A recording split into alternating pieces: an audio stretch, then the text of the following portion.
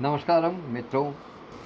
Doctor Satya से सुंदर परिवार के सभी सदस्यों को सादर प्रणाम निवेदित करता हूँ।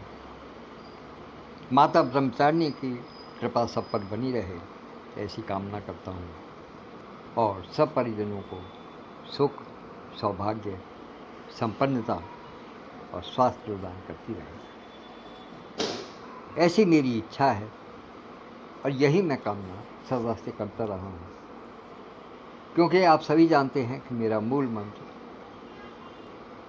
वसुधैव कुटुंबकम के साथ साथ सर्वे भवन्तु सुखिनः सर्वे सन्तु निरामया सर्वे भद्राणि पश्यन्तु मा कश्चित् दुःखभाग्।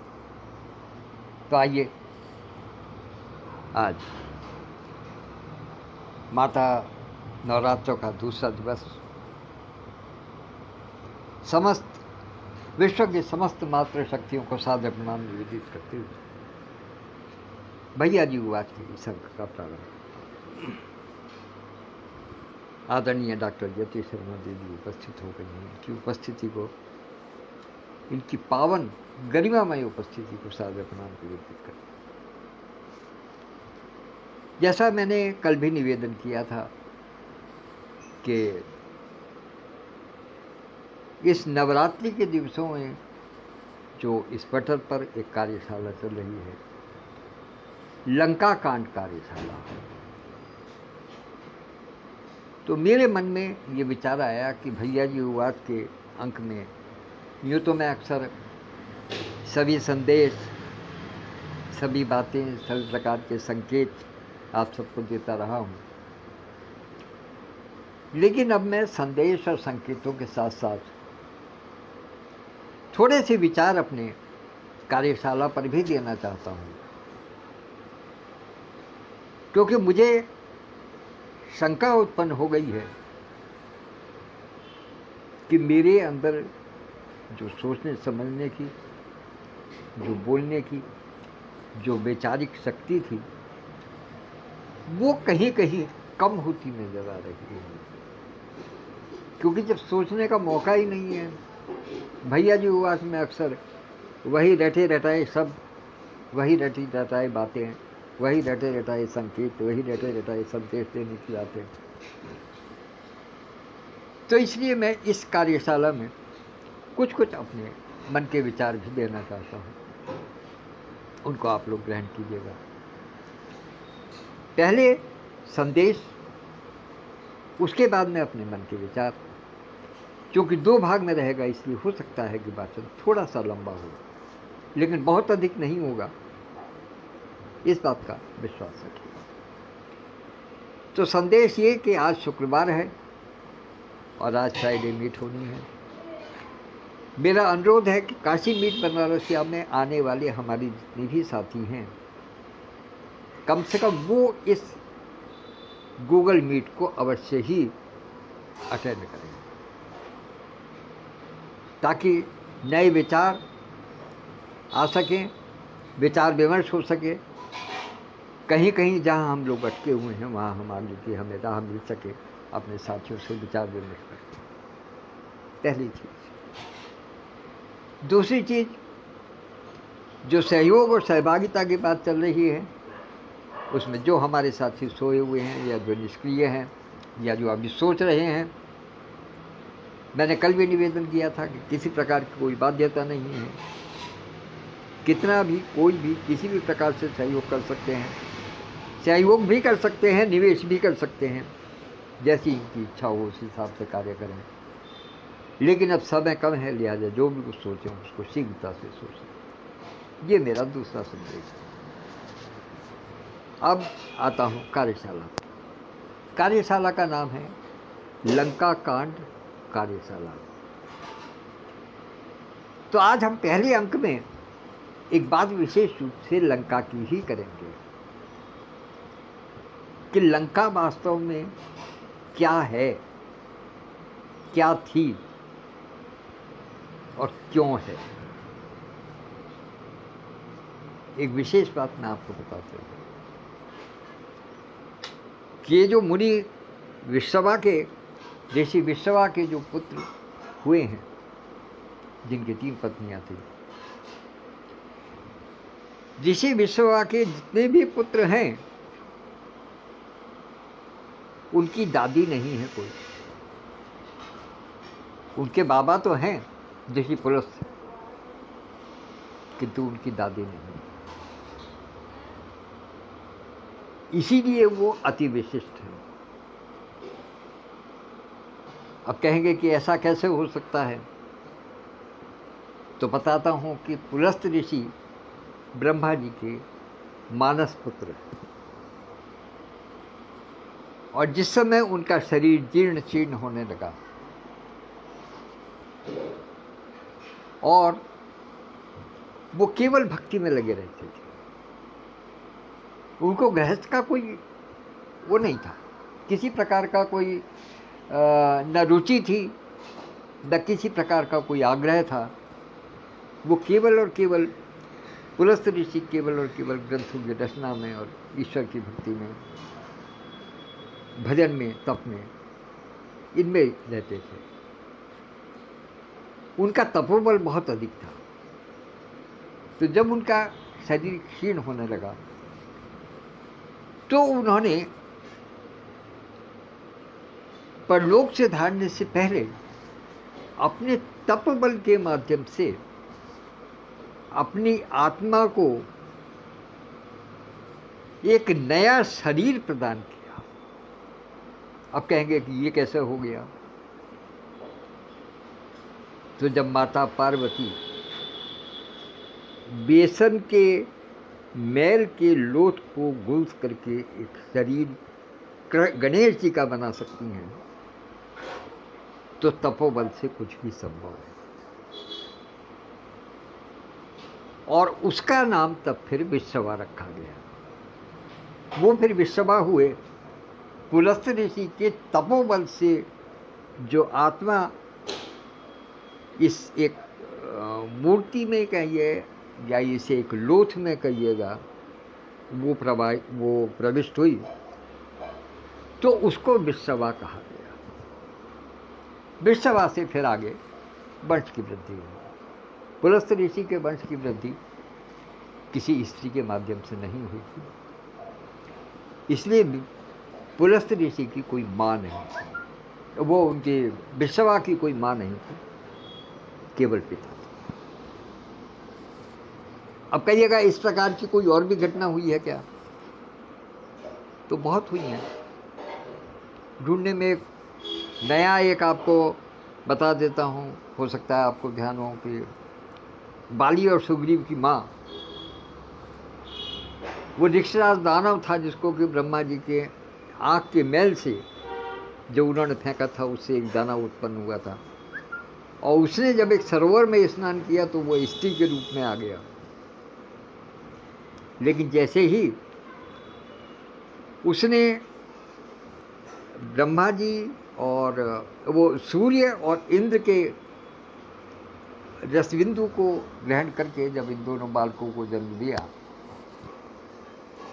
तो उसके बाद चूंकि सृष्टि का ब्रह्मा जी का कार्य विधान पूर्ण हो चुका था, तो लिहाजा वो पुनः पुरुष के रूप में ऋक्षराज दानव जो थे वो उस रूप में परिवर्तित हो गए। तो लिहाजा वहाँ भी कोई माता नहीं थी। माता का स्वरूप था लेकिन वहाँ माता नहीं थी।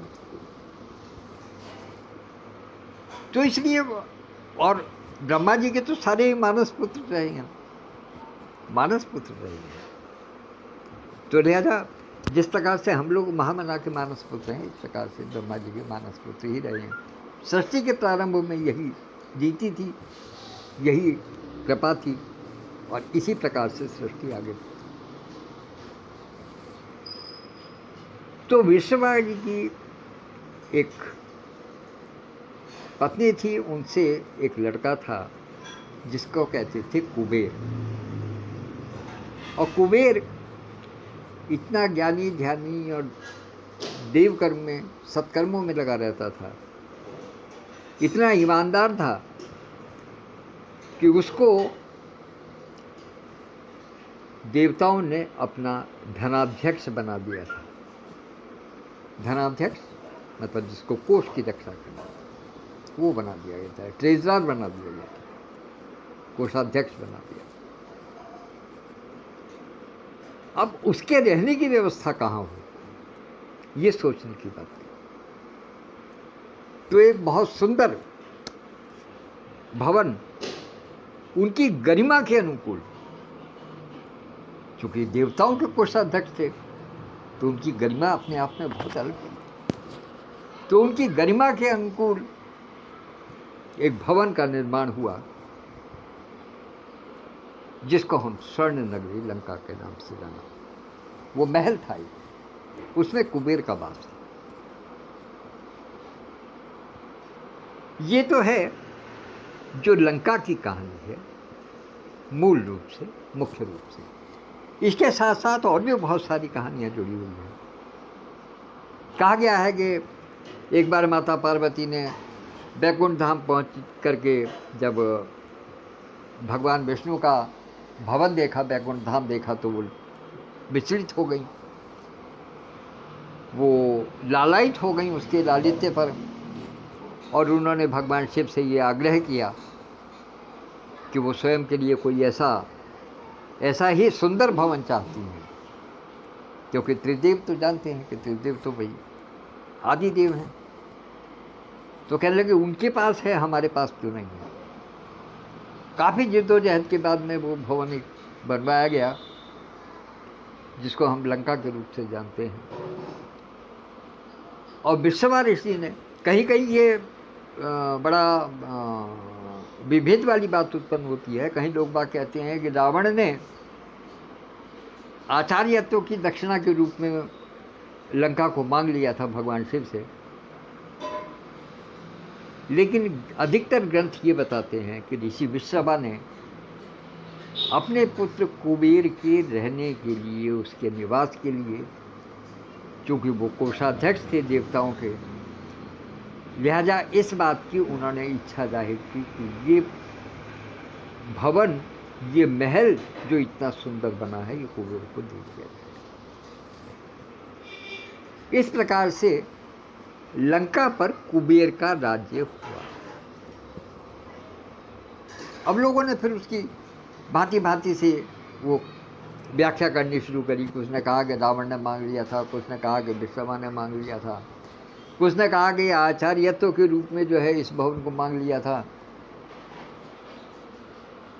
लेकिन सबको मिलाकर के यदि देखा जाए तो वास्तविकता ये है कि वो कुबेर के रहने के लिए उस स्थान को चुना गया, क्योंकि वो बहुत सुंदर था, बहुत ही शांत वातावरण में था और हर प्रकार से सुरक्षित भी था।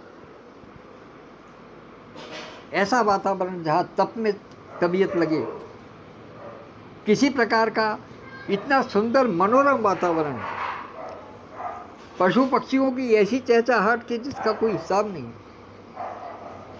मन को रम लेने वाली वातावरण वहाँ था। तो वहाँ जब कुबेर रहते थे तो वहाँ पर कोई नकारात्मक विचार आने का प्रश्न ही नहीं था। कोई नकारात्मक विचार उनके मस्तिष्क में नहीं आया। यही कारण है कि उनको उसकी सुरक्षा की कोई आवश्यकता नहीं। आज भी कहते हैं ना कि उसमें शनिदेव का जो मंदिर है विशेष रूप से सिंगनापुर, मैं गया नहीं हूँ कभी, लेकिन मैंने सुना है कि वहाँ पर वहाँ के जो रहने वाले हैं वो वहाँ कभी ताला नहीं लगाते, क्योंकि उनको कभी आवश्यकता ही नहीं हुई कि वहाँ ताला लगाएं अपने द्वार पर। वहाँ किसी प्रकार की कोई चोरी नहीं होती, सब कुछ खुला रहता है। तो इसी प्रकार से इस लंका नामक सुंदर और पवित्र नगरी में किसी प्रकार की कोई ऐसी सुरक्षा की व्यवस्था नहीं थी। इसलिए सबके मन बहुत ही सुकोमल थे। जो भी उनके साथ में रहते थे, कुबेर के साथ में जो भी उनके साथ में कर्मचारी थे, मुख्य रूप से कुबेर उस लंका राज्य के राजा थे। और जब वो स्वयं ईमानदार थे, मैं कट्टर ईमानदार वाली बात नहीं कहूँगा जो केजरीवाल आजकल कहते हैं, वो पता नहीं जाने क्या, वो उनसे भी ज़्यादा ईमानदार हो गए, लेकिन शुचितापूर्ण जीवन व्यतीत करने वाले कुबेर लंका के पहले राजा थे। अब आज मैं अपनी बात को यही विराम देता हूँ और कल इससे आगे की कथा में आगे बढ़ूँगा और आपको बताऊँगा कि रावण के अधिकार में क्यों और किस लिए लंका है। ये बहुत महत्वपूर्ण विषय है कि रावण के अधिकार में क्यों, किस लिए और किस प्रकार ये लंका आई। तो कल हम इस विषय पर चर्चा करेंगे। तब तक के लिए मुझे आज्ञा दीजिएगा। धन्यवाद, नमस्कार। ध्यान रखिएगा आज शाम की फ्राइडे मीट का, और जो सहयोग का आह्वान किया जा रहा है उस विषय में अवश्य विचार कीजिएगा।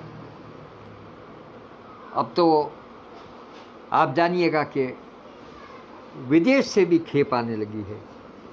आज आदरणीय वीणा शर्मा जी की ओर से बहुत बड़ा सहयोग प्राप्त हुआ है। उनको हम बहुत बहुत धन्यवाद देते हैं, आभार प्रदर्शित करते हैं। धन्यवाद। कल फिर मिलेंगे लंका के विषय में, इससे आगे की चर्चा करेंगे। तब तक के लिए आगे, नमस्कार।